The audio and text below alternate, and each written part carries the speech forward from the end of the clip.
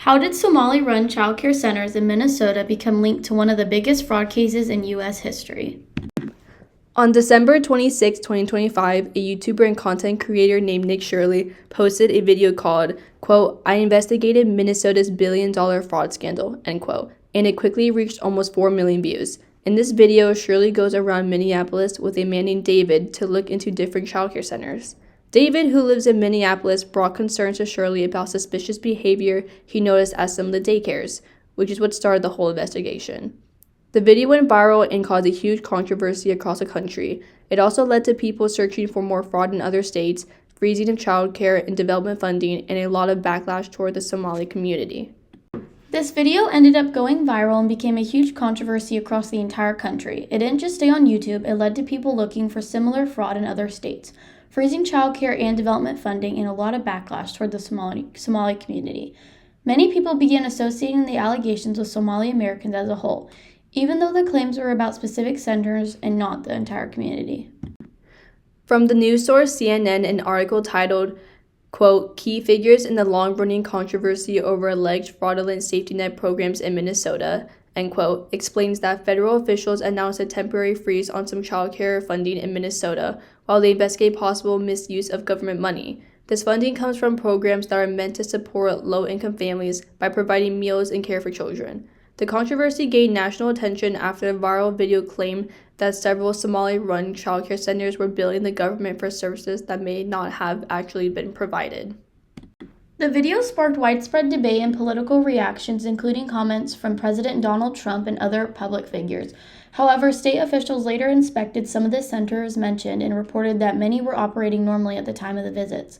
Authorities also emphasized that the investigation is still ongoing and that no final conclusions have been made. Overall, the case brings up bigger questions about government oversight, misinformation online, and how to protect public funds while also making sure families who depend on these programs are not harmed. CNN appears to show a left-leaning bias in this article. They describe Shirley as having, quote, "little evidence," end quote, to support his claims, which makes him seem less reliable and discredits his investigation. While this may be fair, it still shows how CNN frames the story by questioning his credibility more than emphasizing potential fraud. The authors also bring in cultural, ethnic, and political perspectives, which shows how CNN often presents stories through those lenses. In another article by Fox News titled, quote, "Journalist who exposed alleged Minnesota fraud says Newsom, California are his next targets," end quote. Written by Madison Colombo, the story is told in a very different way. This article presents Shirley as an independent journalist who is determined to expose government corruption. It explains that Shirley now wants to investigate California and Governor Gavin Newsom, claiming that fraud exists not only in Minnesota, but also in other states. He points to things like daycare reimbursements and large public spending projects as examples of what he believes deserves more attention. Fox News frames Shirley as someone facing backlash and even threats for speaking out against government institutions. This makes him come across as brave and heroic. However, the article includes very few counter-arguments or official responses from California leaders. There's not much verification or skepticism about his claims. This reflects Fox News' conservative bias because the article focuses on alleged failures under Democratic leadership and supports Shirley's perspective, while giving less attention to nuance or opposing viewpoints. The author also brings in political and cultural angles that align with Fox's typical audience.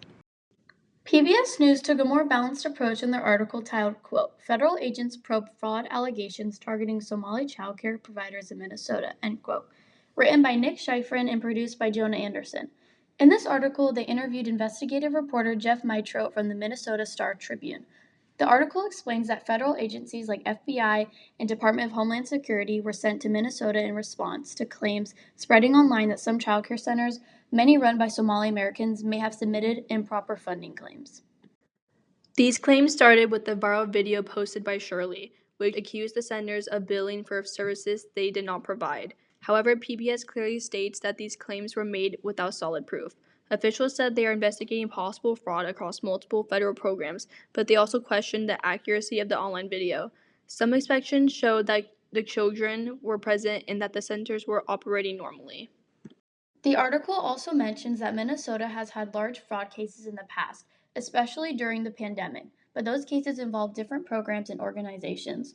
Community leaders expressed concern about how these accusations were impacting immigrant communities.